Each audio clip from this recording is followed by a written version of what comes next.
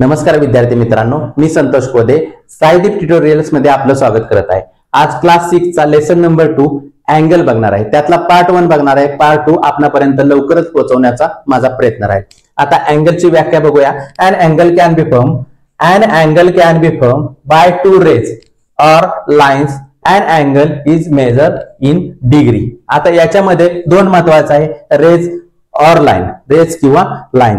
याच्यामध्ये दोन रेषा किंवा किरण एकाच बिंदूपासून म्हणजे सेंटर पॉइंट पासून निघतो, त्याच्यापासून कोन तयार होतो। कोन म्हणजे काय तर अँगल तयार होतो।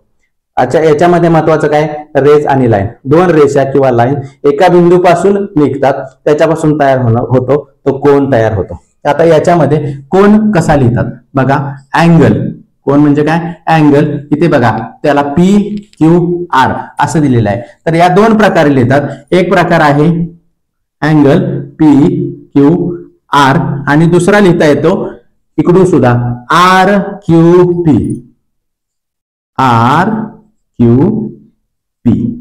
लक्षात आलं, एकाच सेंटर पॉइंट पासून लाइन किंवा रेज निघती, त्याच्यापासून तयार होतो अँगल तयार होतो।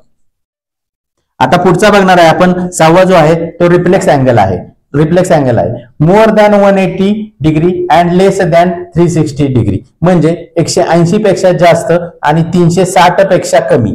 पुढचा बघणार आहे सातवा, कॉम्प्लेक्स अँगल। कॉम्प्लेक्स अँगल मध्ये बघा, त्याच्यामध्ये इथे पण सरळ रेष दिसते आहे, पण इथे एक कोन तयार झालेला आहे, म्हणजे काय झालेला आहे एक्झॅक्टली 360 डिग्री। आता आपल्याला कॉम्प्लेक्स अँगल आणि झिरो अँगल मध्ये कन्फ्युजन करायचं नाही। जर झिरो अँगल मध्ये त्याचा अँगल पूर्णपणे झिरो असतो, परंतु कॉम्प्लेक्स अँगल मध्ये 360 डिग्रीचा इथे कोन झालेला दिसतो। आता टाइप्स ऑफ अँगल पाहिले, आता मी काही तुम्हाला उदाहरणं दिलेली आहेत, ते सोडवण्याचा प्रयत्न करा। इथे बघा 10 डिग्री, 360 डिग्री, 42 डिग्री दिले। आता याचे अँगल लिहिण्याचे प्रयत्न करा, याचे अँगल लिहिण्याचे। आता 0 डिग्री हा कुठे येतो तर एक्झॅक्टली झिरो अँगल मध्ये काय येतो तो झिरो अँगल। आता दुसरा बघा 360 डिग्री, 360 डिग्री हा कशामध्ये येतो, एक्झॅक्टली कशामध्ये येतो बघा, इथे कॉम्प्लेक्स अँगल मध्ये येतो। कशामध्ये येतो, कॉम्प्लेक्स अँगल। आता 42 डिग्री, आता 42 डिग्री कशामध्ये येईल बघा, आता एक्झॅक्टली 0 डिग्री याच्यामध्ये येईल का, नाही।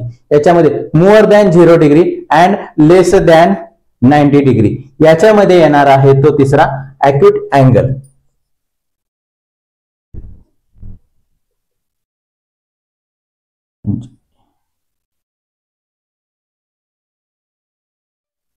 आता हा 90 डिग्री कशामध्ये येतो बघा, 90 डिग्री इथे येतोय का, लेस दॅन 90 डिग्री म्हटलंय, म्हणजे याच्यामध्ये अॅक्यूट मध्ये येणार नाही। आता इथे म्हटलेलं आहे बघा एक्झॅक्टली काय 90 डिग्री, म्हणजे काय झाला, इथे हा राईट अँगल झाला।